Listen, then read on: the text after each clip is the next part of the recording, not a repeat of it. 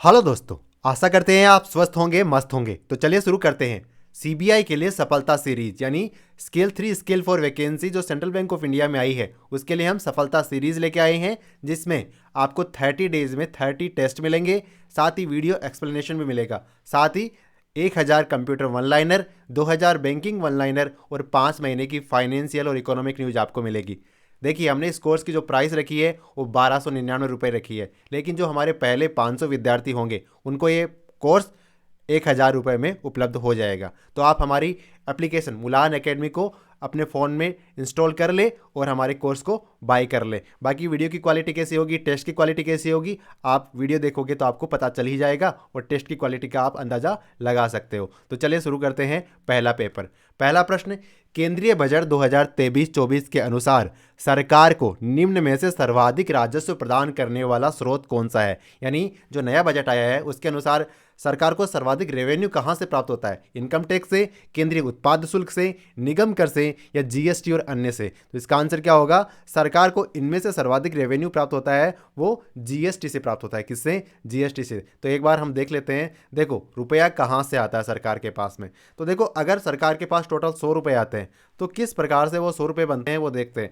Income tax के से कितने रुपए प्राप्त होते हैं सरकार को, तो देखो आयकर से सरकार को 15 रुपये प्राप्त होते हैं। 100 में से 15 रुपये आयकर के, केंद्रीय उत्पाद शुल्क के 7 रुपये प्राप्त होते हैं, निगम कर यानी कॉरपोरेशन टैक्स के 15% और वस्तु और सेवा कर यानी जीएसटी के 17%, सीमा शुल्क का 4% और ऋण रहित पूंजीगत प्राप्तियां 2% है और कर रहित प्राप्तियां 6% और ऋण यानी उधारी मिलती है वो उससे 34% पैसा आता है। तो देखो, अगर हम टैक्सेस की बात करें तो सर्वाधिक किससे मिल रहा है, जीएसटी से, और जीएसटी से कितना आ रहा है, 17 पैसे आ रहा है। वहीं अगर बात करें इनकम टैक्स से 15% और निगम कर से भी 15%। तो आपको डेटा को रिटेन करना है अपने माइंड में, क्योंकि हो सकता है हम इस इंफॉर्मेशन पर एग्जाम से पहले दोबारा ना आ पाए। तो हमें जितना डेटा हम यहाँ से एब्जॉर्ब कर सकते हैं हमें उतना करना पड़ेगा। तो देखो, आयकर से और निगम कर से दोनों से 15-15% ले रहे हैं, ठीक है, और केंद्रीय उत्पाद शुल्क से 7% और वस्तु और सेवा कर यानी जिसे हम जीएसटी कहते हैं उससे 17% प्राप्त होता है।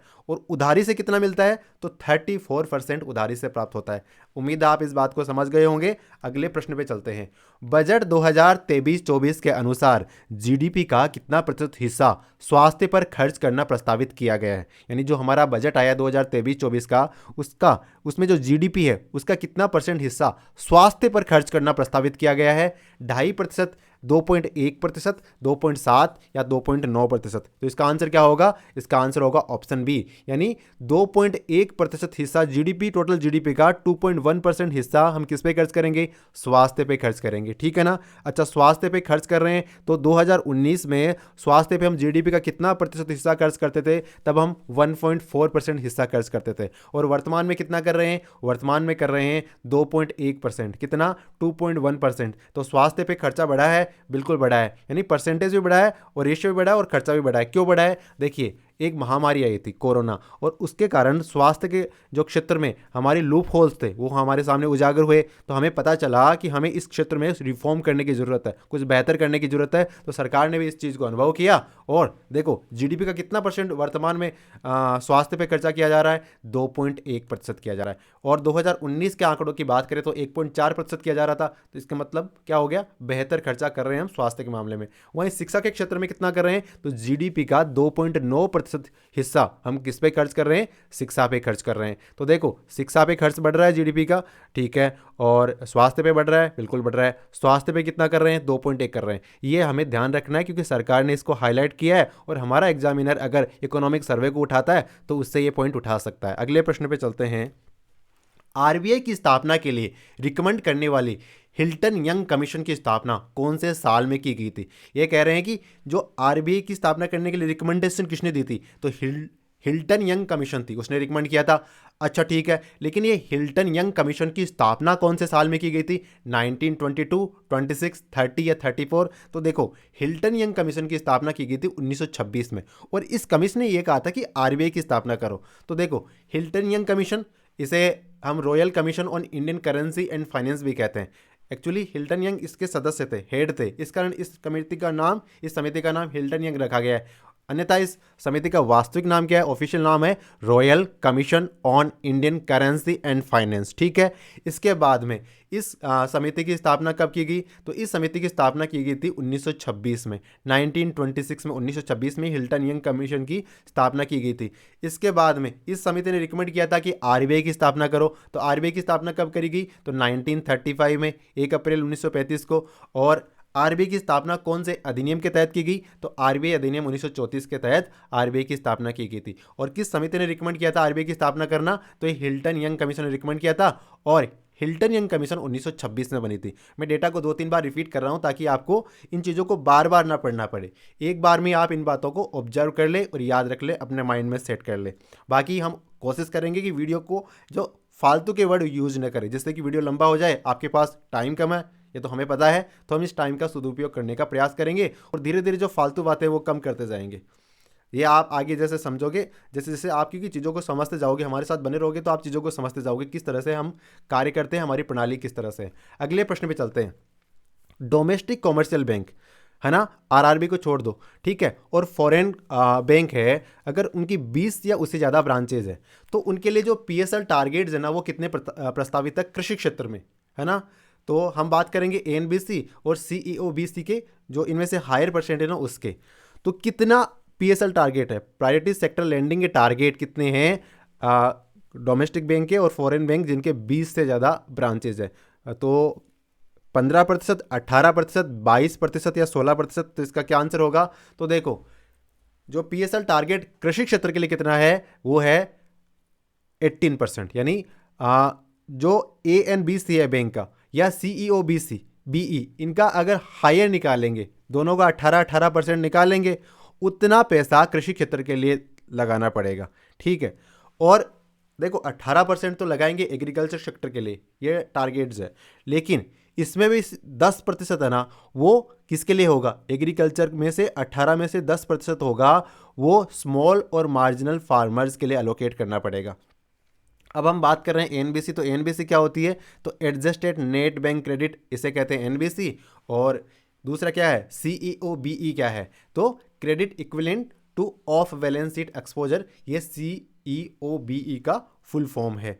तो देखो अब हमारे सामने एक बात आई कि स्मॉल फार्मर, मार्जिनल फार्मर। तो ये स्मॉल और मार्जिनल फार्मर क्या होते हैं तो देख लेते हैं एक बार। तो सबसे पहले हम बड़े फार्मर से बात करेंगे, लार्ज फार्मर से स्टार्ट करेंगे। तो लार्ज फार्मर वो फार्मर होते हैं अगर उनके पास लैंड है और वो 10 हेक्टेयर से ज़्यादा है, तो इस प्रकार के फार्मर्स होंगे, उनको लार्ज फार्मर कहते हैं। बाद में मीडियम फार्मर किसे कहेंगे? तो जिन फार्मर के पास 4 हेक्टेयर से ज़्यादा और 10 हेक्टेयर तक की ज़मीन है उन्हें हम कहेंगे मीडियम फार्मर। और 100 सेमी मीडियम फार्मर किसे कहेंगे? तो ये अगर किसी व्यक्ति के पास 2 हेक्टेयर से अधिक और 4 हेक्टेयर तक की ज़मीन है तो उसे हम क्या कहेंगे? सेमी मीडियम फार्मर कहेंगे। स्मॉल फार्मर किसे कहेंगे? जिसके पास में छोटे फार्मर नहीं, स्मॉल फार्मर 1 से 2 हेक्टेयर जिनके पास ज़मीन है वो स्मॉल फार्मर, और 1 हेक्टेयर से भी कम है उन्हें हम मार्जिनल फार्मर कहेंगे। तो हमारे जो पीएसएल टारगेट्स हैं एग्रीकल्चर सेक्टर में, उसमें से 10% हमें किसे देने पड़ेंगे? जिनके पास में 2 हेक्टेयर उससे कम ज़मीन होगी। ठीक है। और कृषि क्षेत्र के लिए जो प्रायोरिटी सेक्टर लैंडिंग टारगेट कितने हैं? तो ये 18% है। किसके? एनबीसी के 18% निकालो, फिर सीईओबी के 18% निकालो, और इनमें से जिसके ज़्यादा होंगे उतना पैसा हमें एग्रीकल्चर सेक्टर में उधारी देनी पड़ेगी। ये तो आप समझते हैं उस बात को। तो बाकी क्योंकि हम फालतू बातें नहीं करेंगे, वही बातें करेंगे जो हमारे काम की हैं। अगले प्रश्न पे चलते हैं। भारतीय बैंकिंग के इतिहास में स्थापना के संदर्भ में निम्नलिखित में से कौन सा सुमेलित नहीं है? तो बैंक ऑफ बंगाल की स्थापना 1809 में हुई थी क्या? बैंक ऑफ बॉम्बे की स्थापना 1840 में, बैंक ऑफ मद्रास की स्थापना 1843 में, या इलाहाबाद बैंक की स्थापना 1864 में? तो देखो इसमें से बाकी शुरुआत के 3 तो सही है। इलाहाबाद बैंक की स्थापना 1864 में नहीं हुई थी। कब हुई थी? तो इलाहाबाद बैंक की स्थापना 1865 में हुई। कब हुई? 1865 में। 1865 में इलाहाबाद बैंक की स्थापना हुई और ये पूर्ण रूप से भारतीयों द्वारा स्थापित बैंक था। कौन सा? इलाहाबाद बैंक। बाकी बैंक ऑफ बंगाल की स्थापना कब हुई?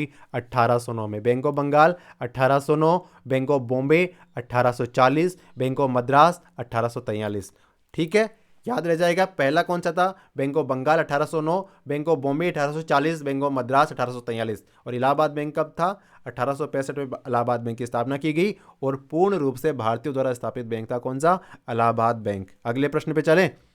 1980 के 1980 के 6 बैंकों के राष्ट्रीयकरण करते समय रिजर्व की केप क्या रखी गई थी, यानी कितने रिजर्व होंगे तब उस बैंक का राष्ट्रीयकरण कर दिया जाएगा। 1980 में 6 बैंकों का राष्ट्रीयकरण किया गया था। तो 50 करोड़, 100 करोड़, 200 करोड़ या 500 करोड़। तो इसका आंसर क्या है? इसका आंसर है ऑप्शन सी, यानी अगर किसी बैंक के पास में 200 करोड़ या उससे अधिक के रिजर्व है तो उस बैंक का राष्ट्रीयकरण कर दिया गया। कितने बैंकों का राष्ट्रीयकरण किया गया? 6 बैंकों का राष्ट्रीयकरण किया गया। कौन कौन से बैंक है? तो देखो, एक बैंक है new bank of India. New bank of India का बाद में आगे जाके पंजाब नेशनल बैंक में विलय कर दिया गया था। ये राष्ट्रीयकरण प्रभावी कब हुआ था, कब अस्तित्व में आया? तो 15 अप्रैल 1980 को यह दूसरा राष्ट्रीयकरण हुआ था। 1980 वाला राष्ट्रीयकरण हुआ था कब? 15 अप्रैल 1980 को। कौन कौन से बैंकों का राष्ट्रीयकरण किया गया? तो देखो, पंजाब और सिंध बैंक का किया गया, फिर विजया बैंक का हो गया, फिर ओरिएंटल बैंक ऑफ कॉमर्स का हो गया, फिर कॉरपोरेशन बैंक का हो गया, फिर आंध्रा बैंक का हो गया, और एक बैंक था न्यू बैंक ऑफ इंडिया। इसे बाद में पंजाब नेशनल बैंक में विलय कर दिया गया था। और इससे पहले राष्ट्रीयकरण कब हुआ था? तो 19 जुलाई 1969 को पहले राष्ट्रीयकरण हुआ था, इंदिरा गांधी के समय। अगले प्रश्न पे चलें। बैंकिंग लोकपाल योजना कब से लागू की गई? हम बात करते हैं बैंकिंग लोकपाल की। तो ये योजना कब शुरू की गई? नवीन वाली योजना 1 जनवरी 2005 से, 2006 से, 2007 से या 2008 से। तो जो नवीन बैंकिंग लोकपाल योजना है ये 1 जनवरी 2006 से लागू की गई। देखो, बैंकिंग लोकपाल वाला जो कॉन्सेप्ट है ये 1995 में इंट्रोड्यूस किया गया था। कब इंट्रोड्यूस किया? 1995 में इंट्रोड्यूस किया गया था। और बाद में इसमें संशोधन किया गया, बिल्कुल किया गया। कब किया गया? 2002 में इसमें संशोधन किया गया। इसके बाद में दोबारा संशोधन किया गया। कब? 1 जनवरी 2006 से नए संशोधन लागू हुए थे। ठीक है ना? इस प्रकार जो नवीन बैंकिंग लोकपाल योजना है वो 1 जनवरी 2006 को लागू की गई थी। और बाकी बैंकिंग लोकपाल योजना है वो सबसे पहले कब इंट्रोड्यूस की गई? तो ये 1995 में इंट्रोड्यूस की गई थी। उम्मीद आप समझ गए होंगे। अगले प्रश्न पे चलते हैं। 9 नवंबर 2017 को जब प्रधानमंत्री मोदी द्वारा 500 रुपये और 1000 रुपये के नोट का डीमोनेटाइजेशन किया गया तब आरबीआई के गवर्नर जनरल कौन थे? यानी मोदी साहब ने जब घोषणा करी थी, है ना, किसकी? डीमोनेटाइजेशन की। और प्रभावी कब से हुआ था ये डीमोनेटाइजेशन? 9 नवंबर 2017 से। तो सॉरी, कौन कौन से नोटों का डिमोनेटाइजेशन किया गया ये तो आपको अच्छी तरह से विदित हो आप। तो 500 और 1000 रुपये का डिमोनेटाइजेशन किया गया था। लेकिन उस समय कह रहे हैं कि उस समय गवर्नर कौन थे आरबीआई के? शक्तिकांत दास थे, उर्जित पटेल थे, वायरल आचार्य साहब थे, या रघुराम राजन साहब थे? तो इसका आंसर क्या होगा? तो उस समय जो आरबीआई के गवर्नर थे वो कौन थे? वो थे रघुराम राजन नहीं, उर्जित आर पटेल साहब थे। उर्जित आर पटेल साहब थे उस समय आरबीआई के गवर्नर। तो देखो, जब पहला डिमोनेटाइजेशन हुआ था, कब हुआ था? 12 जनवरी 1946 को। और 1946 का साल है तो एक बात तो क्लियर है कि उस समय ब्रिटिश राज था। ठीक है? और उस समय कितने रुपए का नोटों का डिमोनेटाइजेशन हुआ था? तो 500 रुपये का, 1000 का और 10,000 का। ब्रिटिश रूल था, मैंने आपको बताया। और उस समय गवर्नर जनरल कौन थे? तो सीडी देशमुख साहब है उस समय गवर्नर जनरल थे। बाद में 1978 में डिमोनेटाइजेशन हुआ, है ना। उस समय 1000 के, 5000 के और 10,000 रुपए के नोटों का डिमोनेटाइजेशन किया गया। और उस समय प्रधानमंत्री कौन थे? तो मोरारजी देसाई साहब। 1978 में, क्योंकि जनता पार्टी की सरकार थी तो उस समय डिमोनेटाइजेशन हुआ था। और उस समय जो गवर्नर जनरल थे कौन थे? रिजर्व बैंक के गवर्नर, तो वो थे आईजी पटेल साहब। और उसके बाद में जो 2017 हुआ उस समय मोदी साहब प्रधानमंत्री थे और उर्जित पटेल साहब है वो उस समय गवर्नर थे आरबीआई के। ठीक है ना? और सबसे बड़े नोट जिसका डीमोनेटाइजेशन हुआ वो कौन सा है? तो ऑब्वियसली वो 10,000 रुपये का नोट है। अगले प्रश्न पे चलते हैं। बैंकिंग रेगुलेशन एक्ट 1949 उसकी कौन सी धारा के तहत फॉर्म DA-1 के माध्यम से खाते में नॉमिनेशन किया जा सकता है? तो हमें पता है बैंक के खाते में नॉमिनेशन किया जा सकता है, बिल्कुल। तो इसके लिए कौन सा फॉर्म फिल करते हैं? तो फॉर्म DA-1 फिल किया जाता है। तो ये जो बैंकिंग रेगुलेशन एक्ट है उसकी कौन सी धारा के तहत इस फॉर्म में नॉमिनेशन की जा सकती है ये बताया हुआ है। 45ZA, 49ZA, 51ZA या 54ZA। तो इसका आंसर क्या होगा? इसका आंसर होगा ऑप्शन ए। यानी जो बैंकिंग रेगुलेशन एक्ट 1949 है उसकी धारा जो 45ZA है वो किससे संबंधित है? वो नॉमिनेशन से संबंधित है। और इसमें क्या कह रखा है कि फॉर्म DA-1 भर के किसी व्यक्ति के खाते में नॉमिनेशन किया जा सकता है। उम्मीद आप इस बात को समझ गए होंगे। और ये बात बीआर एक्ट की धारा 45 में तो दे रखी है, इसके अलावा भी दे रखी है कहीं, बिल्कुल दे रखी है। कहाँ पे? बैंकिंग कंपनीज नॉमिनेशन रूल है, कब का? 1985 का। और इसका जो रूल नंबर 2 क्लोज 1 है ना, उसमें भी यही बात दे रखी है। उम्मीद है आप समझ गए। अगले प्रश्न पे चलते हैं। आरबीआई अधिकतम कितने रुपए के नोट जारी कर सकता है, यानी हाईएस्ट सबसे बड़े सा बड़ा नोट कौन सा हो सकता है? 2000 का, 50,000 का, 10,000 का या 20,000 का? तो देखो आरबीआई है ना, वो अधिकतम 10,000 रुपए का नोट जारी कर सकती है। कितने रुपए का? 10,000 रुपए का। ऐसा कहीं पे लिखा हुआ है? लिखा हुआ है तभी तो ये कहा गया है। कहाँ पे लिखा हुआ है? तो जो आरबीआई एक्ट है ना, reserve bank of India act, उसकी जो धारा 24 है उसमें ऐसा लिखा हुआ है कि आरबीआई अधिकतम 10,000 रुपए का नोट जारी कर सकती है। इससे पहले आरबीआई ने 10,000 रुपए का नोट जारी किया है क्या? बिल्कुल किया है। हमने पढ़ा कि 1978 का जो जनता पार्टी सरकार द्वारा किया गया था डिमोनेटाइजेशन, उस समय 10,000 रुपए का नोट प्रचलन में था, बाद में इसे हटाया गया। अच्छा, बैंक बैंक के जो नोट होते हैं, बैंक नोट होते हैं, इनको सभी स्वीकार करते हैं वैधानिक रूप से। तो सभी क्यों स्वीकार करते हैं? इनको वैधानिक पावर कहाँ से मिला हुआ है? तो जो इनको लीगल टेंडर स्टेटस मिला हुआ है वो भी आरबीआई एक्ट से ही मिला हुआ है। और आरबीआई एक्ट की धारा कौन सी है? तो वो धारा 26 है। यानी आरबीआई एक्ट की जो धारा 26 है उसके माध्यम से बैंक नोट को लीगल टेंडर स्टेटस मिला हुआ है। उम्मीद है समझ गए। अगले प्रश्न पे चलते हैं। बाकी आपको याद रखना है ये कि लीगल टेंडर स्टेटस कौन से सेक्शन? सेक्शन 26। कौन सा एक्ट? RBI act. अगले प्रश्न पे चलते हैं। नवीन केवाईसी के लिए समयावधि के संदर्भ में कौन सा असुमेलित है? लो रिस्क कंज्यूमर के लिए 10 साल में केवाईसी की जा सकती है, जो मीडियम रिस्क होते हैं उनके 8 साल में, हाई रिस्क के 2 साल में, या सभी सुमेलित है, कोई सा भी असुमेलित नहीं है। तो हमें पूछा क्या था कि कौन सा सुमेलित नहीं है, तो इनमें से सारे सुमेलित है, तो इसका उत्तर क्या हो जाएगा कि ये सभी सुमेलित है, कोई सा भी असुमेलित नहीं है। तो अगर कोई कस्टमर है वो लो रिस्क कैटेगरी का है तो उसकी केवाईसी 10 साल में एक बार ली जा सकती है। अगर मीडियम रिस्क का है तो उसकी 8 साल में एक बार ली जाएगी, और अगर हाई रिस्क का है तो 2 साल में एक बार उसकी केवाईसी लेना अनिवार्य है। अगले प्रश्न पे चलते हैं। इनमें से कौन सा कथन है वो असत्य कथन है? तो पहला कथन क्या कह रहा है कि जो पीएमजेडीवाई अकाउंट है, प्रधानमंत्री जनधन अकाउंट है, उसमें किसी प्रकार के मिनिमम बैलेंस की आवश्यकता नहीं है। यह कथन सही है क्या? दूसरा कह रहा है कि जो पीएमजेडीवाई अकाउंट है उन पे ब्याज भी मिलेगा अगर खाते में बैलेंस रखोगे तो। तीसरा कथन है कि उसमें जो एलिजिबल अकाउंट होल्डर है उनको 20,000 रुपये की ओडी फैसिलिटी मिलेगी। और चौथा कथन है कि इसमें जो 2 लाख रुपए तक का रुपे कार्ड का इंश्योरेंस आपको मिलेगा। तो ये बात सही है कि इनमें से कौन सा कथन है वो गलत है? तो देखो इसमें से जो ऑप्शन सी है ना वो गलत है। तो सबसे पहले देखते हैं कि पीएमजेडीवाई अकाउंट है उसमें किसी प्रकार की मिनिमम बैलेंस की आवश्यकता नहीं है, ये कथन सही है, बिल्कुल सही है। इसके बाद में इस प्रकार के खाते में अगर आप पैसा रखते हो तो उस पर ब्याज मिलेगा, तो बिल्कुल ब्याज मिलेगा, कोई दिक्कत नहीं है। तीसरा कह रहा है जो ओडी फैसिलिटी वो कितनी मिलेगी, तो वो 10,000 मिलेगी, ना कि 20,000 रुपये। तो इसका तात्पर्य क्या हो गया? ये कथन गलत हो गया। और चौथा क्या कह रहा है कि जो एक्सीडेंट इंश्योरेंस है रुपे कार्ड होल्डर्स को पीएमजेडीवाई अकाउंट में, उनको पहले तो देखो 1 लाख रुपए तक का कवर था, लेकिन 28 अगस्त 2018 से, कब से?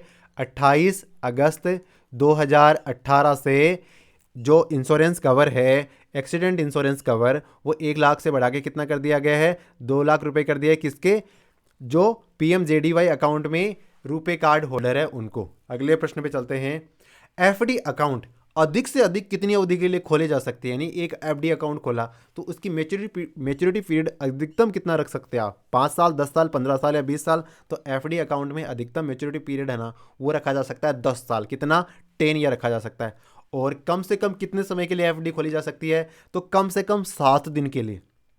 यानी आपके पास में कोई कस्टमर आता है, वो कहता है कि कितने दिन के लिए एफडी खुलवा सकता हूँ मिनिमम, तो आप क्या कहोगे? 7 दिन। और वो कहता है कि अधिक से अधिक कितने समय के लिए कर सकता हूँ, तो 10 साल के लिए आप उसकी एफडी कर सकते हो, कोई दिक्कत नहीं है। तो इस प्रकार 7 दिन से 10 साल के पीरियड के बीच आप कब कितने भी समय के लिए एफडी अकाउंट खोल सकते हो किसी व्यक्ति का। अगले प्रश्न पे चलते हैं।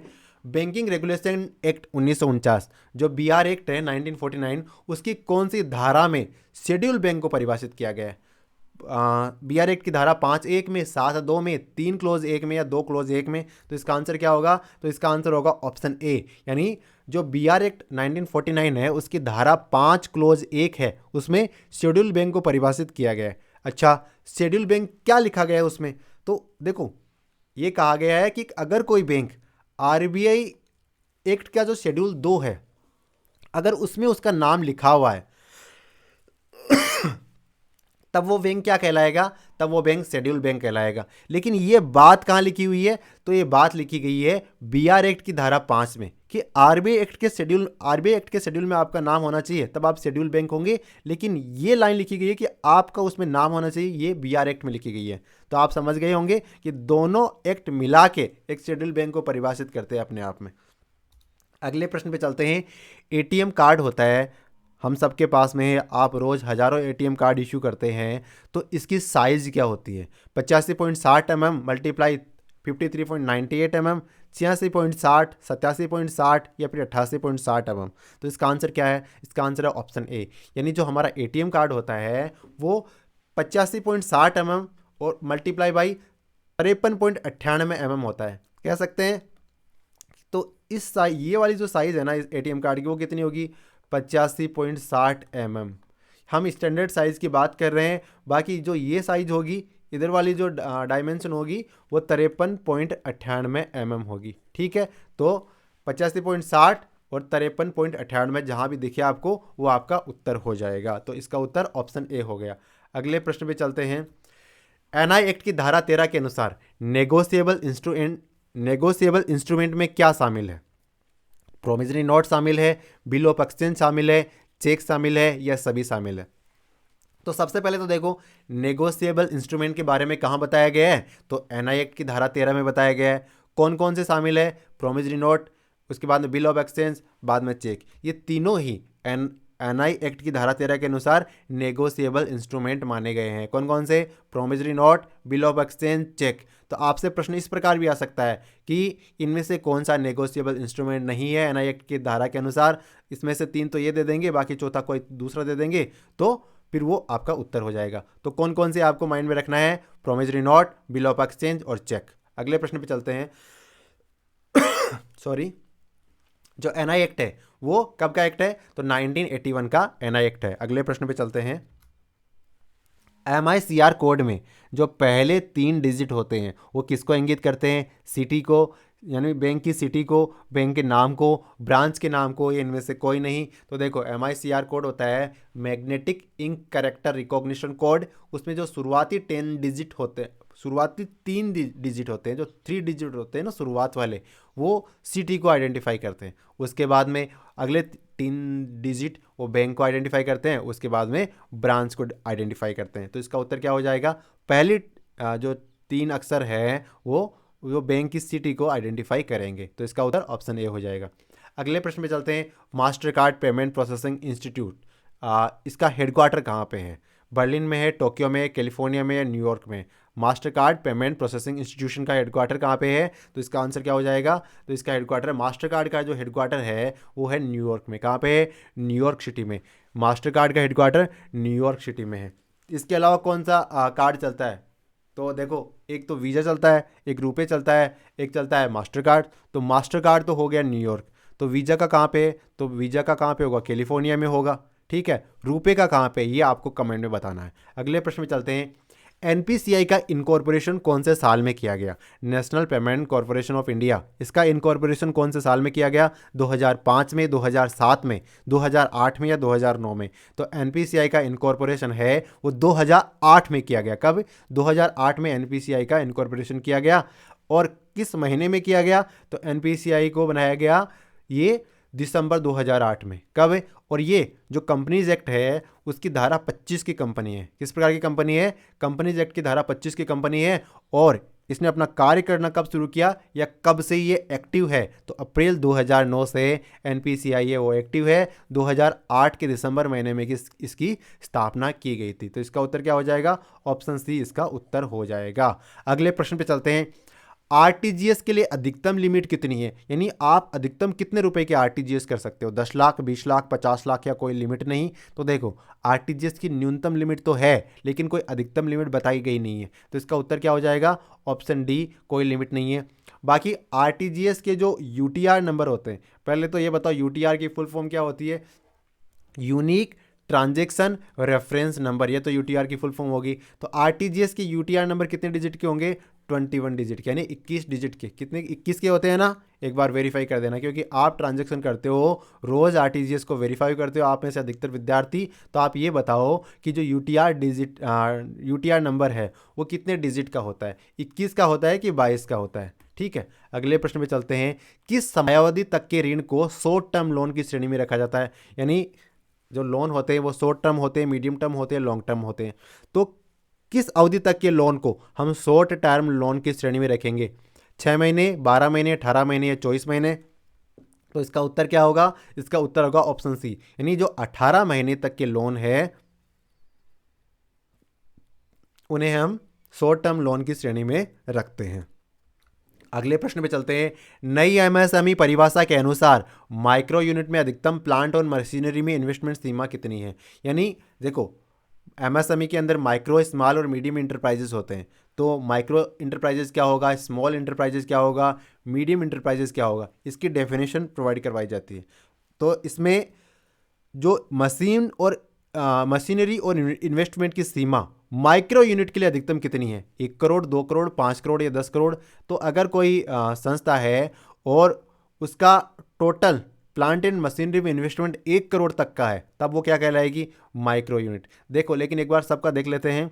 तो सबसे पहले हम बात करेंगे माइक्रो किसे कहेंगे। तो प्लांट और मशीनरी में जिसका इन्वेस्टमेंट कितना है? 1 करोड़ रुपए तक है, और टर्नओवर है ना वो 5 करोड़ रुपए तक है, तब वो क्या कहलाएगी? तब वो माइक्रो कहलाएगी। यानी प्लांट और मशीनरी में तो 1 करोड़ का इन्वेस्टमेंट और टर्नओवर अधिकतम 5 करोड़ होगा, तब वो माइक्रो कहलाएगी। अगर इन्वेस्टमेंट प्लांट एंड मशीनरी में बढ़ गया है ना, और 10 करोड़ तक हो गया, 10 करोड़ तक क्या हो गया? प्लांट एंड मशीनरी में इन्वेस्टमेंट हो गया, और जो टर्नओवर है वो 50 करोड़ हो गया, तब 50 करोड़ से नीचे तब वो क्या कहलाएगी? तब वो स्मॉल कहलाएगी। और इस कैटेगरी से अगर ऊपर जाते हैं, मीडियम वाली कैटेगरी में कब होगा? अगर कोई जो यूनिट है उसमें total investment plant and machinery में 50 करोड़ रुपए अधिकतम, और जो टर्नओवर है वो 250 करोड़ तक होगा, तो वो क्या कहलाएगी? तब वो मीडियम इंटरप्राइजेस कहलाएगी। तो कह सकते हैं कि 1, 10, 50 ये तो किसकी सीमा है? ये तो है प्लांट एंड मशीनरी में इन्वेस्टमेंट की, 1, 10, 50। और टर्नओवर की सीमा की बात करें तो कितना है? 5, 50 और 250। 5, 50 और 250, ठीक है।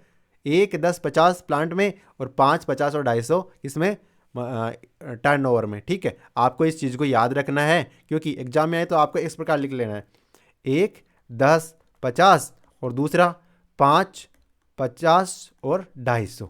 अब आपको आराम से हो जाएगा। सबसे पहले माइक्रो, फिर स्मॉल, फिर मीडियम। तो आप बता दो, जो भी प्रश्न पूछे, जिस प्रकार से प्रश्न पूछता है, तो आपका उत्तर आप उससे आइडेंटिफाई हो जाएगा, पहचान में आ जाएगा। अगले प्रश्न पे चलते हैं। निम्न में से भारत में सबसे पुराना फाइनेंशियल इंस्टीट्यूशन कौन सा है? भारत में सबसे पुराना फाइनेंशियल इंस्टीट्यूशन की बात कर रहे हैं। प्राइवेट एजेंसीज है, कमर्शियल बैंक है, रिजर्व बैंक ऑफ इंडिया है, स्टेट बैंक ऑफ इंडिया है। तो इसका आंसर क्या होगा? इसका आंसर ऑप्शन बी होगा। देखो, reserve bank of India, state bank of India, ये तो नई यूनिट्स है, कोई दिक्कत नहीं। प्राइवेट एजेंसी और कमर्शियल बैंक, तो commercial bank, Awadh commercial bank काफ़ी पुराना बन गया था, तो कह सकते हैं जो कमर्शियल बैंक है वो सबसे पुराने फाइनेंशियल इंस्टीट्यूशन कह सकते हैं। तो इसका उत्तर ऑप्शन बी हो जाएगा, कमर्शियल बैंक। अगले प्रश्न पे चलते हैं। सिडबी की स्थापना कब हुई थी? 1985 में, 1995 में, 1990 में या 1980 में? तो सिडबी की स्थापना हुई थी 1990 में, यानी 1990 में सिडबी की स्थापना की गई थी। अच्छा, सिडबी की स्थापना अगर डेट पूछे तो 2 अप्रैल 1990 को सिडबी की स्थापना हुई। कब हुई? 2 अप्रैल 1990 को सिडबी की स्थापना हुई, और ये रेगुलेटरी बॉडी है, मिनिस्ट्री ऑफ फाइनेंस के तहत कार्य करती है। अब देखो, इसके जो हेड है ना वर्तमान में, चेयरमैन, वो कौन है? तो वो है श्री रमन साहब, श्री शिव सुब्रमण्यम रमन साहब है। ये वर्तमान में जो सिडबी है उसके क्या है? एमडी और चेयरमैन है, ठीक है। तो इसकी स्थापना कब हुई थी? 1990 में हुई थी, और अगर डेट भी पूछते हैं तो 2 अप्रैल 1990 को सिडबी की स्थापना हुई थी। अगले प्रश्न पे चलते हैं। National rural credit stabilisation fund, ये किस संस्था द्वारा स्थापित किया गया? एक फंड है, फंड का नाम है national rural credit stabilisation fund. कौन सी संस्था द्वारा स्थापित किया गया? NABARD, IFCI, SBI, BOB। तो जो ये फंड है NRCSF, ये नाबार्ड के द्वारा स्थापित किया गया। और नाबार्ड है वो नाबार्ड एक्ट है, उसकी जो धारा 18 क्लोज 1 है, नाबार्ड एक्ट 1981 का है, उसकी जो सेक्शन 18 क्लोज 1 है उसके तहत इस फंड की स्थापना की गई है। और इसकी देखरेख कौन सी संस्था द्वारा की जाती है? तो ये नाबार्ड के द्वारा की जाती है। और फंड का नाम क्या है? National rural credit stabilisation fund. ठीक है, अगले प्रश्न पे चलते हैं। डिपॉजिट इंश्योरेंस और क्रेडिट गारंटी कॉर्पोरेशन, जिसे हम DICGC कहते हैं शॉर्ट में, इसके द्वारा इंडिविजुअल के लिए जो इंश्योर्ड राशि है वो कितनी है? 2 लाख, 5 लाख, 10 लाख या 1 लाख? तो इसका आंसर है, देखो पहले तो राशि थी ना वो 1 लाख थी, लेकिन वो पर्याप्त नहीं थी, तो अब बढ़ा के कितना कर दिया गया है? अब 5 लाख कर दिया गया। तो उत्तर क्या हो जाएगा? ऑप्शन बी हमारा राइट आंसर हो जाएगा। नेट वर्किंग कैपिटल क्या है? करंट एसेट्स में से करंट लाइबिलिटीज निकाल दो तो नेट वर्किंग कैपिटल आ जाएगी, या फिर ऑन फंड माइनस गुडविल, या used of asset plus sources of fund, या इनमें से कोई नहीं। तो इसका उत्तर क्या होगा? ऑप्शन ए इसका उत्तर हो जाएगा। यानी अगर हम करंट एसेट्स में से करंट लाइबिलिटीज निकाल देंगे तो क्या बच जाएगा? नेट वर्किंग कैपिटल बच जाएगी। क्या बच जाएगा? नेट वर्किंग कैपिटल बच जाएगी। अगले प्रश्न पे चलते हैं। बेस रेट किसके द्वारा निर्धारित की जाती है? मिनिस्ट्री ऑफ फाइनेंस के द्वारा, RBI, बैंक इटसेल्फ या नाबार्ड? तो जो बेस रेट है ना वो अब बैंकों के द्वारा खुद के द्वारा ही निर्धारित की जाती है। अगले प्रश्न पे चलते हैं। Exposure ceiling to individual borrower does not exceed कितने % ऑफ कैपिटल फंड? यानी अगर कोई इंडिविजुअल बोरोवर है तो उसका कैपिटल फंड का कितना प्रतिशत अधिकतम उसको बोरो किया जा सकता है, उधार दिया जा सकता है? तो उसके कैपिटल फंड का 10%, 15, 20 या 25? तो इसका उत्तर क्या होगा? तो ऑप्शन बी, यानी 15% उसको अधिकतम उधार दी जा सकती है उसके कैपिटल फंड का। अगर संस्था होगी, जैसे मान लीजिए वो तो क्या है, इंडिविजुअल है, लेकिन अगर क्या, अगर कोई संस्था होगी या ग्रुप ऑफ बोरोवर होगा तो ये जो कैपिटल फंड होगा उसका 40% तक उसको दिया जा सकता है। लेकिन जो इंडिविजुअल होगा उसको कितना दिया जा सकता है अधिकतम? तो 15% उसके टोटल कैपिटल फंड का। अगले प्रश्न पे चलते हैं। DD जब इश्यू की जाती है वो अपने इश्यू करने की डेट से कब तक वैलिड रहती है? यानी आज मान लिया इश्यू कर दी या एक DD को, वो कब तक वैलिड रहेगी? 12 महीने तक, 6 महीने तक, 4 महीने तक, 3 महीने तक? तो DD इश्यू करने की डेट से 3 महीने तक आगे तक वो वैलिड रहेगी। तो उत्तर क्या हो जाएगा? ऑप्शन डी उत्तर हो जाएगा। तो DD अपने इश्यू करने की तिथि से अगले 3 माह तक वैलिड रहती है, वैलिड मानी जाती है। और जो व्यक्ति ड्राफ्ट बनाता है उसे क्या कहते हैं? उसे कहते हैं ड्रॉवर। क्या कहेंगे? ड्रॉवर कहेंगे। अगले प्रश्न पे चलते हैं। एक पब्लिक लिमिटेड कंपनी में कम से कम कितने सदस्य होने चाहिए? पब्लिक लिमिटेड कंपनी में न्यूनतम सदस्य कितने होने चाहिए? 5, 7, 9 या 11? तो एक पब्लिक लिमिटेड कंपनी में कम से कम 7 सदस्य तो होने चाहिए ही चाहिए। कितने? न्यूनतम 7 सदस्य, अधिकतम की कोई सीमा नहीं है। तो उत्तर क्या हो जाएगा? ऑप्शन बी हमारा उत्तर हो जाएगा। अगले प्रश्न पे चलते हैं। निम्न में से जो कौन सी सुविधा है वो करंट अकाउंट में प्राप्त नहीं होती? अगर आपने करंट अकाउंट खोल रखा है तो इनमें से कौन सी सुविधा उसमें प्राप्त नहीं होगी? मंथली स्टेटमेंट नहीं मिलेगा, कैश पेमेंट नहीं मिलेगा, चेकबुक नहीं मिलेगी या ब्याज नहीं मिलेगा? तो देखो हम देखते हैं कि जो करंट अकाउंट है उसमें मंथली स्टेटमेंट तो दिया जाता है, बिल्कुल दिया जाता है। इसके अलावा कैश पेमेंट भी किया जाता है, चेकबुक भी दी जाती है, लेकिन ब्याज उसमें नहीं मिलता। ये हालांकि ये सब स्टैंडर्ड का प्रश्न हो गया, स्केल 3 स्केल 4 वाले जो विद्यार्थी हैं उनके लिए। लेकिन चलो कई बार छोटे छोटे सरल प्रश्न भी आते हैं। किसी भी एग्जाम में सरल प्रश्न भी रहेंगे, मीडियम टाइप के प्रश्न भी रहेंगे और टफ क्वेश्चंस भी रहेंगे। और कई बार हम सरल प्रश्नों में गच्चा खा जाते हैं, तो हमें सरल प्रश्नों को भी साथ में रखना है, लेकिन ये नहीं भूलना है कि हमें टफ की तरफ बढ़ते जाना है। अगले प्रश्न पे चलते हैं। बैंकर्स फेयर प्रैक्टिस कोड का प्रादुर्भाव कौन सी संस्था के द्वारा किया गया? हम बात कर रहे हैं बैंकर्स फेयर प्रैक्टिस कोड की। ये किस संस्था द्वारा अस्तित्व में लाया गया? IBA, RBI, ministry of finance या नन ऑफ दीज? तो इसका उत्तर क्या है? ऑप्शन ए, यानी इंडियन बैंक एसोसिएशन है, इसके द्वारा बैंकर्स फेयर प्रैक्टिस कोड का प्रादुर्भाव किया गया। अब देखो IBA की स्थापना कब हुई? IBA की स्थापना हुई थी 1946 में। तो कह सकते हैं ये कि भी आज़ादी से पहले से स्थापित संस्था है, बिल्कुल है। कब स्थापित हुई? 1946 में स्थापित हुई। डेट क्या थी? 26 सितंबर 1946 को IBA की स्थापना हुई। और IBA के द्वारा कौन सा कोड लाया गया? बैंकर्स फेयर प्रैक्टिस कोड का प्रादुर्भाव किया गया। तो इसका उत्तर क्या हो गया? ऑप्शन ए हमारा उत्तर हो गया। अगले प्रश्न पे चलते हैं। सिबिल की स्थापना RBI की कौन सी समिति की सिफारिश पे की गई थी? सिबिल हम अक्सर सुनते हैं। तो RBI की कौन सी कमेटी थी जिसने सिबिल जो संस्था है उसकी स्थापना की सिफारिश की थी? नरसिम्हन समिति, चंद्रचूड़ समिति, पी पटेल समिति या सिद्दीकी समिति? तो इसका उत्तर क्या हो जाएगा?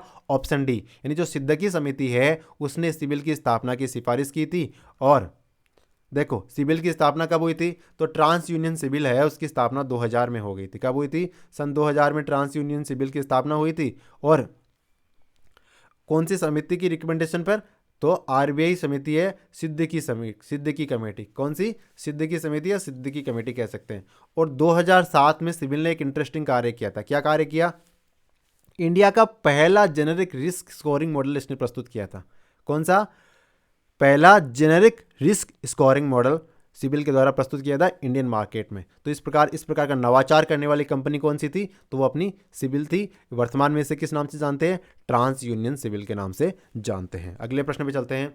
बेसल 3 के कैपिटल रेगुलेशन से संबंधित प्रावधान कब से पूरी तरह से लागू किए गए? यानी बेसल 3 के जो कैपिटल रेगुलेशन के प्रावधान है पूरी तरह से भारतीय मार्केट में कब लागू किए गए? मार्च 31, 2019, 18, 17 या 16? तो देखो ये मार्च 31, 2019 से बेसल 3 के जो कैपिटल रेगुलेशन से संबंधित प्रावधान है वो पूरी तरह से प्रभावी किए गए थे। कब से? मार्च 31, 2019। अगले प्रश्न पे चलते हैं। When a person buy and sell the foreign currency to take the advantage of interest rate difference it is called. यानी एक व्यक्ति है वो एक जगह फॉरेन करेंसी खरीद रहा है, दूसरी जगह फॉरेन करेंसी बेच रहा है, और बीच में जो ब्याज का फर्क है उसका वो फायदा ले रहा है। तो इसे क्या कहते हैं? ऑप्शन कहते हैं, स्वाप कहते हैं, आर्बिट्रेज कहते हैं, कॉल ऑप्शन कहते हैं। तो देखो इस प्रकार का जो कॉन्सेप्ट है इसे हम आर्बिट्रेज कहते हैं। आर्बिट्रेज में होता क्या है कि एक ही समय एक ही चीज़ को अलग अलग मार्केट में खरीदना और बेचना, यानी यहाँ से खरीदी उसी समय यहाँ पे बेच दी। अब फायदा क्या हुआ? अगर यहाँ पे इंटरेस्ट रेट का फ़र्क है तो इसका जो गेप है ना ये उसका वो फ़ायदा हो जाएगा। लेकिन ये बहुत कम समय के लिए होता है क्योंकि आजकल इन्फॉर्मेशन इतनी ज़्यादा जल्दी सर्कुलेट होती है कि इस प्रकार के फ़ायदे बहुत कम हो गए हैं। लेकिन जहाँ पे इन्फॉर्मेशन का लीकेज है या इन्फॉर्मेशन कम है तो वहाँ पे इस प्रकार के फ़ायदे उठाए जा सकते हैं। तो इस प्रकार की जो प्रोसेस उसे क्या कहेंगे? उसे हम कहेंगे आर्बिट्रेज। क्या कहेंगे? आर्बिट्रेज कहेंगे। अगले प्रश्न पे चलते हैं। Those instrument which have lower trending volume and lower demands are expose to, यानी वो ट्रेंडिंग भी बहुत ज़्यादा नहीं होते, यानी उनके खरीद बिक्री भी ज़्यादा भी नहीं होती और उनकी डिमांड भी बहुत कम है। तो इस प्रकार के जो इंस्ट्रूमेंट होंगे तो उनको किस प्रकार की रिस्क होंगी? लिक्विडिटी रिस्क होगी, मार्केट रिस्क होगी, क्रेडिट रिस्क होगी या ऑपरेशनल रिस्क होगी? तो देखो अगर इस प्रकार का कोई इंस्ट्रूमेंट है तो ऑब्वियसली उसमें लिक्विडिटी रिस्क होगी। जैसे मान लीजिए आपने कोई एक इंस्ट्रूमेंट खरीद लिया, ठीक है, 10 लाख रुपए का इंस्ट्रूमेंट खरीद लिया कोई भी, है ना, उसकी लिक्विडिटी इस प्रकार की है, यानी उसे ज़्यादा खरीद बिक्री नहीं होती और उसकी डिमांड भी बहुत कम है। अब आपके पास में वो 10 लाख रुपए का सामान तो पड़ा है लेकिन आप उसे लिक्विड नहीं है, वो तरल नहीं है, तो आपको अगर फंड की ज़रूरत पड़ गई तो आप वो तो बिकेगा तब बिकेगा, है ना, अभी तो आप उसे बेच नहीं सकते। तो इस प्रकार किस प्रकार की रिस्क एसोसिएट हो गई इसके साथ में? तो इस प्रकार इसके साथ लिक्विडिटी रिस्क एसोसिएट हो गई। समझ गए उम्मीद है आप। अगले प्रश्न में चलते हैं। ब्रॉड मनी कौन सी, इनमें से कौन सी मनी है जो ब्रॉड मनी कहलाती है? M0, M1, M2 या M3? तो देखो इनमें से जो M3 है वो ब्रॉड मनी कहलाती है। M1 क्या है? सबसे पहले देखो M1 क्या है। देखो ये फॉर्मूला आपको रट लेना है। तो जनता के पास जितनी भी करेंसी है वो demand deposit with banking system, यानी बैंक के पास में जो डिमांड डिपॉजिट पड़े हुए हैं वो, और अदर डिपॉजिट विद RBI, इन तीनों को जोड़ दोगे तो क्या आ जाएगा? M1 आ जाएगा। ठीक है, अब M2 क्या है? तो M2 के लिए आप M1 तो होगा ही होगा जो भी, उसके बाद में आप saving deposit eight post office उसमें ऐड कर दोगे तो इससे क्या आ जाएगा? उससे M2 आ जाएगा। और M3 क्या है? M3 में M1 में आप टाइम डिपॉजिट विद बैंक जोड़ दोगे तो M3 आ जाएगा। तो सबसे महत्वपूर्ण क्या है? आपको M1 पता करना। M1 क्या है? Currency with public 1, demand deposit with banking system 2 और अदर डिपॉजिट विद RBI 3। इन तीनों को जोड़ दोगे तो M1 आ जाएगा। अब M3 यानी ब्रॉड मनी आइडेंटिफाई करनी है तो बैंकों के पास जो टाइम डिपॉजिट पड़ा हुआ है उसको भी आप इसमें ऐड कर दोगे तो उत्तर क्या हो जाएगा? ऑप्शन डी यानी M3 है वो ब्रॉड मनी हो जाएगा। अगले प्रश्न में चलते हैं। The process of finding the present value of future cash flow is known as, यानी अगर आपको भविष्य में कोई पैसा प्राप्त होना है और उसकी वर्तमान वैल्यू कितनी ये आइडेंटिफाई करना है, इसे क्या कहते हैं? इसे डिस्काउंटिंग कहते हैं, कंपाउंडिंग, सैंपलिंग या कैलकुलेटिंग। तो इस प्रकार की प्रोसेस को हम कहेंगे क्या? डिस्काउंटिंग कहेंगे। कहने का तात्पर्य क्या है? जैसे मैं आपको कह दूं कि मैं आपको 10 साल के बाद में 1 लाख रुपए दूंगा, है ना। तो आज इसकी वैल्यू क्या होगी, 10 साल के बाद में 1 लाख रुपए देना, उसकी वैल्यू वर्तमान में मान लीजिए, वर्तमान में 10,000 रुपये देता हूँ, तो इसकी वैल्यू 1 लाख हो सकती है, बिल्कुल हो सकती है। तो मतलब फ्यूचर में जो कैश प्राप्त होना है उसकी वर्तमान में वैल्यू निकालना, क्या कहते हैं उसे, इसे हम कहते हैं डिस्काउंटिंग। क्या कहेंगे, डिस्काउंटिंग है। तो उत्तर क्या हो जाएगा, ऑप्शन ए हो जाएगा। अगले प्रश्न पे चलते हैं। एनएसबी, एनएसबी बोले तो नेशनल हाउसिंग बैंक, इसने कार्य करना कौन से साल में शुरू किया, 1985, 1988, 1990 या 1992। तो नेशनल हाउसिंग बैंक इसने कार्य करना कब शुरू किया, 1988 में नेशनल हाउसिंग बैंक ने कार्य करना शुरू किया। कब, 1988 में। देखो एनएसबी की स्थापना कब हुई, तो 9 जुलाई 1988 को। स्थापना कौन से अधिनियम के तहत की गई, तो एनएसबी एक्ट 1987 के तहत। हेडक्वार्टर कहाँ पे है, तो हेडक्वार्टर है नई दिल्ली में। कहाँ पे है, न्यू दिल्ली में एनएसबी का हेडक्वार्टर है। और इसकी स्थापना कौन सी कमेटी की रिकमेंडेशन पे की गई थी, तो सी रंगराजन कमेटी थी। उन्होंने रिकमेंड किया था कि इस प्रकार से एक नेशनल हाउसिंग बैंक बनाना चाहिए, तो इस कमेटी की रिकमेंडेशन पर एनएसबी की स्थापना की गई थी। और फंक्शनल कब हुआ, 1988 में यह फंक्शन हुआ। सॉरी। अगले प्रश्न पे चलते हैं। एक्सिम बैंक का हेडक्वार्टर कहाँ पे है, दिल्ली में है, मुंबई में है, लखनऊ में है, कोलकाता में। तो जो export import bank of India है उसका हेडक्वार्टर कहाँ पे है, तो एक्सिम बैंक का हेडक्वार्टर है वो मुंबई में है। कहाँ पे है, मुंबई में है। और एक्सिम बैंक की स्थापना कब हुई थी, तो 1982 में, 1982 में एक्सिम बैंक की स्थापना हुई थी। कब हुई थी, 1982 में, 1982 में एक्सिम बैंक की स्थापना हुई थी। अगले प्रश्न में चलते हैं।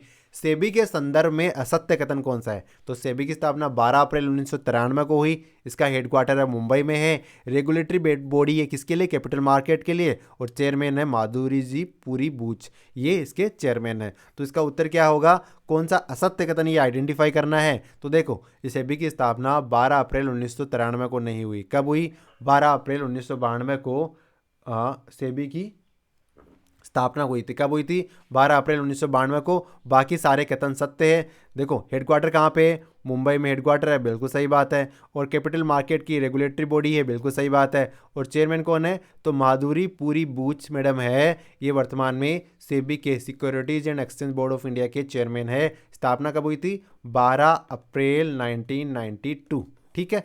अगले प्रश्न पे चलते हैं। आरबीआई द्वारा अधिकतम एसएलआर निर्धारित की जा सकती है, यानी आरबीआई अधिकतम कितनी स्टेचुरी लिक्विडिटी रेशियो निर्धारित कर सकती है। एनटीडीएल का 30%, एनटीडीएल का 40, 50 या 100%। तो देखो आरबीआई है ना, वो अधिक से अधिक एनटीडीएल का 40% एसएलआर के रूप में निर्धारित कर सकती है, स्टेचुरी लिक्विडिटी रेशियो के रूप में निर्धारित कर सकती है। तो उत्तर क्या हो जाएगा, ऑप्शन बी उत्तर हो जाएगा। और कितनी न्यूनतम रेट एसएलआर होनी चाहिए, तो आरबीआई के पास में ऐसी कोई गाइडलाइन नहीं है। आरबीआई चाहे जितनी न्यूनतम रेट कर सकती है, लेकिन अधिक से अधिक है ना वो 40 को छू सकती है। कितनी, 40 को छू सकती है। ठीक है। अगले प्रश्न में चलते हैं। कौन से बजट के माध्यम से वेल्थ टैक्स को अबोलिश किया गया, तो हमें पता है पहले वेल्थ टैक्स भी होता था, जैसे इस प्रकार इनकम टैक्स है, कॉर्पोरेशन टैक्स है, और एक डायरेक्ट टैक्स और था, कौन सा, वेल्थ टैक्स। ठीक है। लेकिन इसको अबोलिश कर दिया गया कौन से बजट से, 2012-13 के बजट से, 2015-16 के बजट से, 17-18 के बजट से, या 19-20 के बजट से। तो देखो वेल्थ टैक्स है उसको 2015-16 के बजट से एबोलिश कर दिया गया। कब से, 2015-16 के बजट से। तो उत्तर ऑप्शन बी हो जाएगा। अगला प्रश्न, आपका भला सबकी भलाई टैगलाइन कौन से बैंक से संबंधित है, यानी टैगलाइन क्या है, आपका भला सबकी भलाई कौन से बैंक से संबंधित है, यूको बैंक, यस बैंक, देना बैंक या बंधन बैंक। तो ये टैगलाइन है बंधन बैंक की। बंधन बैंक का हेडक्वार्टर कहाँ पे है, तो देखो कलकत्ता में इसका हेडक्वार्टर है। कहाँ पे है, कोलकाता में हेडक्वार्टर है बंधन बैंक का। इसके सीईओ कौन है, तो चंद्रशेखर शर्मा साहब है, इसके सीईओ है। इसकी स्थापना कब हुई थी, बंधन बैंक की स्थापना कब हुई थी, तो बंधन बैंक की स्थापना हुई थी भैया 2001 में। कब हुई थी, 2001 में बंधन बैंक की स्थापना हुई थी। ठीक है। फाउंडर कौन है, तो चंद्रशेखर घोष साहब भी इसके फाउंडर है। और इसकी एक सब्सिडरी भी है ग्रुप फाइनेंस करके। तो कह सकते हैं कि ग्रुप फाइनेंस किसकी सब्सिडरी है, तो बंधन बैंक की सब्सिडरी है। हेडक्वार्टर कोलकाता में, टैगलाइन आपका भला सबकी भलाई। ठीक है। अगले प्रश्न पे चलते हैं। एईपीएस, ठीक है, इसमें ई से क्या तात्पर्य, जो एईपीएस में ई आया है, ई क्या है, ईजी, इनेबल्ड, इक्विटेड या एम्प्लॉयमेंट। तो इसमें ई क्या होगा, एईपीएस में ई है इनेबल्ड। क्या है फुल फॉर्म एईपीएस की, आधार इनेबल्ड पेमेंट सिस्टम। क्या है, आधार इनेबल्ड पेमेंट सिस्टम। और ई का तात्पर्य क्या हो गया, इनेबल्ड। अगले प्रश्न पे चलते हैं। पीएमएसबीवाई की शुरुआत कब हुई, 2015, 16, 17 या 18। तो पीएमएसबीवाई की शुरुआत हुई थी 2015 में। प्रधानमंत्री सुरक्षा बीमा योजना शुरुआत कब हुई? 2015 में। अगर डेट भी पूछे तो 9 मई 2015 को पीएमएसबीवाई की शुरुआत हुई। ठीक है, कितना प्रीमियम है वर्तमान में? तो पहले तो देखो 12 रुपये प्रीमियम था, अब बढ़ा के कितना कर दिया है? 20 रुपये प्रीमियम कर दिया है, यानी 20 रुपये प्रीमियम देना पड़ेगा। बाद में कोई एक्सीडेंटल हो गया कुछ तो उसमें 2 लाख रुपए तक का एक्सीडेंटल इंश्योरेंस इसमें प्रोवाइड करवाया जाता है। अगले प्रश्न पे चलते हैं। मौद्रिक नीति निर्माण से संबंधित जो उर्जित पटेल समिति है, उन्होंने अपनी रिपोर्ट कौन से साल में दी? 2012 में, 14 में, 16 में, 18 में। तो उर्जित पटेल साहब मौद्रिक नीति निर्माण से संबंधित समिति उसके अध्यक्ष बनाए गए थे और इन्होंने अपनी रिपोर्ट कब दी? तो इन्होंने 2014 में अपनी रिपोर्ट दी। अच्छा, उर्जित पटेल समिति है, इसका गठन कब किया गया? तो देखो, उर्जित पटेल समिति का गठन किया गया था 2013 में। कौन सा साल था? 2013। महीना कौन सा था? तो सितंबर का महीना था।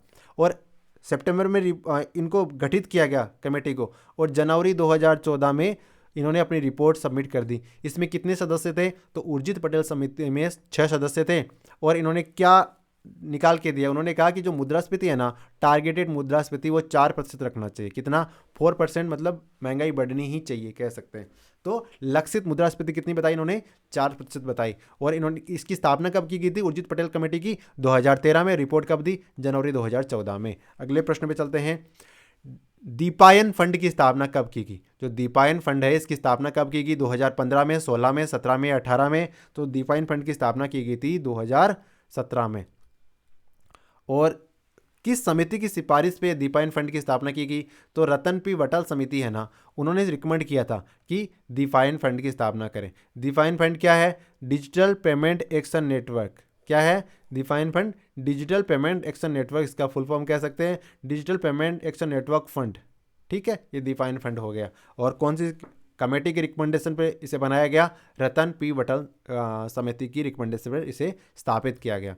अगले प्रश्न में चलते हैं। भारत में डिजिटल लिटरेसी दिवस कब मनाया जाता है? 1 जुलाई को, 1 अगस्त को, 1 सितंबर को, 1 अक्टूबर को। तो भारत में डिजिटल लिटरेसी दिवस वो 1 जुलाई को मनाया जाता है। पहली बार कब मनाया गया? तो 1 जुलाई 2015 से इसकी शुरुआत हुई। डिजिटल लिटरेसी दिवस मनाने की भारत में शुरुआत कब हुई? 1 जुलाई 2015 से भारत में डिजिटल लिटरेसी दिवस मनाना शुरू किया गया। अगले प्रश्न में चलते हैं। औद्योगिक उत्पादन सूचकांक, इसका बेस ईयर क्या है? आधार वर्ष क्या है? 2011-12 है, 13-14 है, 15-16 है, 12-13 है। तो देखो, बेस ईयर याद रखने हैं हमें। सीपीआई, डब्ल्यूपीआई, औद्योगिक उत्पादन सूचकांक। तो औद्योगिक उत्पादन सूचकांक का आधार वर्ष है भैया 2011-12। कब है? 2011-12। औद्योगिक उत्पादन सूचकांक कौन जारी करता है? तो इसे जारी करता है एनएसओ, राष्ट्रीय सांख्यिकी ऑफिस इसे जारी करता है। इसमें कौन कौन से क्षेत्र शामिल है? तो विनिर्माण शामिल है, खनन शामिल है, विद्युत शामिल है। यानी औद्योगिक उत्पादन सूचकांक में विनिर्माण, खनन और विद्युत शामिल है, लेकिन क्या शामिल नहीं है? निर्माण इसमें शामिल नहीं है। विनिर्माण है, निर्माण नहीं है, ये याद रखना है। और बेस ईयर 2011-12। अगले प्रश्न में चलते हैं।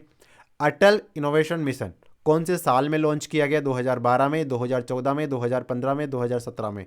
तो अटल इनोवेशन मिशन है वो 2015 में लॉन्च किया गया। कब लॉन्च किया गया? 2015 में लॉन्च किया। तो उत्तर क्या हो जाएगा? Option C. और किसके द्वारा ये लॉन्च किया गया? तो अटल इनोवेशन मिशन ये नीति आयोग के द्वारा, national institute for transforming India जो इंस्टीट्यूट है इसके द्वारा इसे लागू किया गया। इसने नीति आयोग ने योजना आयोग का स्थान लिया। 2015 में नीति आयोग को स्थापित किया गया था और 2015 में ही इस संस्थान ने अटल इनोवेशन मिशन को लॉन्च कर दिया। तो उत्तर क्या हो जाएगा? Option C. अगले प्रश्न पे चलते हैं। प्रधानमंत्री वाणी योजना का शुभारंभ कौन से साल में किया गया? 2020, 21, 22 या 19। तो पीएम वाणी योजना है, इसका शुभारंभ किया गया था 2020 में। पीएम वाणी योजना का शुभारंभ कौन से साल में किया गया? 2020 में किया गया। ठीक है, अगर एग्जैक्ट डेट पूछे तो 9 सितंबर 2020 कह सकते हैं। पीएम वाणी क्या है? तो प्रधानमंत्री एक्सेस नेटवर्क इनिशिएटिव इसका फुल फॉर्म है ना, वाईफाई एक्सेस नेटवर्क इनिशिएटिव। वाणी क्या है? Wifi access network initiative. ठीक है, डब्ल्यू का तो हो गया क्या? वाईफाई, आई का एक्सेस, एन का नेटवर्क और आई का इनिशिएटिव। ठीक है, अगले प्रश्न में चलते हैं। If RBI hike the CRR, यानी आरबीआई ने सीआरआर को 0.25 बेसिस पॉइंट से बढ़ा दिया, तो इसका इमीडिएट इफेक्ट क्या होगा? Bank will have to look some additional fund with RBI without any income generation to the bank on these fund. कह रहा है कि जो बैंक होंगे उनको कुछ अलग से पैसा आरबीआई के पास रखना पड़ेगा और उस पर बैंक को कोई फायदा नहीं होगा। यह कथन सत्य है क्या? ये तो सत्य प्रतीत होता है। दूसरा कह रहा है कि bank will have to raise their capital base by bringing IPO. अरे सीआरआर के बढ़ाने से आईपीओ का कोई कनेक्शन नहीं है, तो इसका मतलब दूसरा कथन गलत हो गया। तीसरा कथन कह रहा है bank will have to give more fund to priority sector. अच्छा, बेसिस पॉइंट के बढ़ाना, सीआरआर बढ़ाना, वो प्रायोरिटी सेक्टर से उसका संबंध नहीं है, तो ये भी गलत हो गया। तो इसमें से सत्य कथन कौन सा है? तो बैंक को जो आरबीआई है, रिजर्व बैंक ऑफ इंडिया है अपना, उसके पास में कुछ पैसा एक्सेस रखना पड़ेगा सीआरआर के रूप में, और सीआरआर के ऊपर तो बैंक को कोई फायदा नहीं होता, कोई ब्याज नहीं मिलता, तो उस पर बैंक को कोई फायदा भी नहीं होगा। तो इसका जो ऑप्शन ए है ये केवल एक कथन सत्य है, बाकी असत्य है। 2 और 3 असत्य है, पहला कथन सत्य है। उम्मीद है समझ गए आप। अगले प्रश्न में चलते हैं। निम्न में से कौन सा कथन सही है? अवमूल्यन से विदेशी बाजार में निर्यात सस्ता हो जाता है, अवमूल्यन से घरेलू बाजार में आयात महंगा हो जाता है, उपयुक्त में से दोनों या इनमें से कोई नहीं। तो ये दोनों ही कथन सत्य है। तो देखो, अवमूल्यन क्या होता है? मुद्रा का अवमूल्यन का तात्पर्य होता है मुद्रा की जो शक्ति है वो विदेशी मुद्रा के मुकाबले कम कर देना। जैसे मान लीजिए $1 की पहले प्राइस थी, $1 की पहले प्राइस थी 80 रुपये, और अवमूल्यन करके कर दिया 100 रुपये। अब मान लीजिए कोई व्यक्ति है, वो पहले क्या करता था? निर्यात करता था, ठीक है, विदेश में उसकी जो एक वस्तु है ए, उसका निर्यात करता था, और विदेश में उस वस्तु की कीमत है $100। $100 है, तो पहले वो विदेश में वस्तु बेचता तो उसको $100 मिलते, फिर वो भारतीय करेंसी में कन्वर्ट कराता तो उसको उसके पास कितने रुपए आते? 80 × 100, तो कितने रुपए आए उसके पास में? 8,000 रुपये आए। अब मुद्रा का अवमूल्यन कर दिया। अवमूल्यन करने से क्या होगा? अब उसको डॉलर में तो 100 रुपये मिले, लेकिन वो जब वो भारतीय करेंसी में कन्वर्ट कराएगा तो उसको कितने रुपए मिलेंगे? उसको 10,000 रुपये मिलेंगे ना, क्योंकि $100 की तो वस्तु है और $1 का मूल्य 100 रुपये, तो उसको 10,000 रुपये मिले। तो इस प्रकार से निर्यात करने वाले को तो फ़ायदा हुआ 2,000 रुपये का, अगर मुद्रा का अवमूल्यन किया जाता है तो। अगर इसी को उल्टा करें तो अगर कोई व्यक्ति आयात करता है और विदेश में उसकी कीमत $100 है और उसे आयात किया तो उसके $100 लग गए, वो पहले पैसे उसको 8,000 देने पड़ते और अब उसको 10,000 देने पड़ रहे हैं, इसका मतलब उसको 2,000 रुपये एक्स्ट्रा देने पड़ रहे हैं। इसका तात्पर्य क्या हो गया? आयात करना महंगा हो जाएगा, निर्यात करना अच्छा हो जाएगा। निर्यात करने वाले को फ़ायदा हो जाएगा और आयात करने वाले को सीधा सीधा देसी मार्केट में नुकसान है। तो इस प्रकार मुद्रा के अवमूल्यन से निर्यात सस्ता और आयात महंगा हो जाता, तो दोनों कथन सत्य है। अगले प्रश्न में चलते हैं। इनमें से कौन सा है वो फाइनेंशियल रेगुलेटर नहीं है? IRDA, PFRDA, AMFI या सेबी? तो देखो, IRDA है insurance regulatory development authority, PFRDA वो भी फाइनेंशियल रेगुलेटर है, SEBI securities exchange board of India भी कैपिटल मार्केट का फाइनेंशियल रेगुलेटर है, बिल्कुल है, लेकिन AMFI वो फाइनेंशियल रेगुलेटर नहीं है। तो AMFI की बात कर लेते तो इसकी स्थापना कब की गई? तो 1995 में इसकी स्थापना कब की गई थी? कब? 1995 में AMFI की स्थापना की गई। हेडक्वार्टर कहाँ पे AMFI का? तो देखो, मुंबई में है। और इसके CEO कौन है? तो NS वेंकटेश साहब है, ये वर्तमान में AMFI के CEO है। और उसके मेंबर सदस्य कितने हैं? तो 44 मेंबर। तो मेंबर वाले को छोड़ो, ये प्रश्न एग्जाम में नहीं आएगा। CEO कौन है, हेडक्वार्टर कहाँ है, और फाउंडेड कब हुआ था AMFI? Association for mutual fund in India, ये AMFI का फुल फॉर्म है, ठीक है। तो आंसर ऑप्शन सी हो गया। बाकी पहले आपको टेस्ट अटेम्प्ट करना है, तो आप इन चीज़ों से सीधा रिलेट करोगे कि क्या प्रश्न क्या आया, क्योंकि आपके दिमाग में रहेगा कि प्रश्न क्या है, फिर उससे आप रिलेट करोगे उत्तर को, तो चीज़ें एकदम सेट हो जाएगी। तो उम्मीद है आपको हमारी ये सीरीज़ पसंद आ रही है। ये हमारे पहले टेस्ट का पहला पार्ट था, इसका दूसरा पार्ट हम लेके आएंगे। और आपको क्या करना है, हमारे एप्लीकेशन को प्ले स्टोर से डाउनलोड करना है और वहाँ से इंस्टॉल करके अपना कोर्स बाय कर लेना है। और यकीन मानिए आपके लिए सीरीज़ फ़ायदेमंद रहेगी। और पॉजिटिव क्रिटिसिज्म का हम स्वागत करते हैं। आपको इसमें किसी प्रकार का सुधार करना है या कुछ आपको लगता है कि इसमें ये चीज़ें ऐड ऑन करनी चाहिए, तो आप हमारे एडमिन्स को लिख सकते हो। अगर वो पॉजिटिव होगी, वो करने लायक होगी, तो हम उसको ज़रूर स्वीकार करेंगे, ठीक है। थैंक यू, बने रहो, पढ़ते रहो।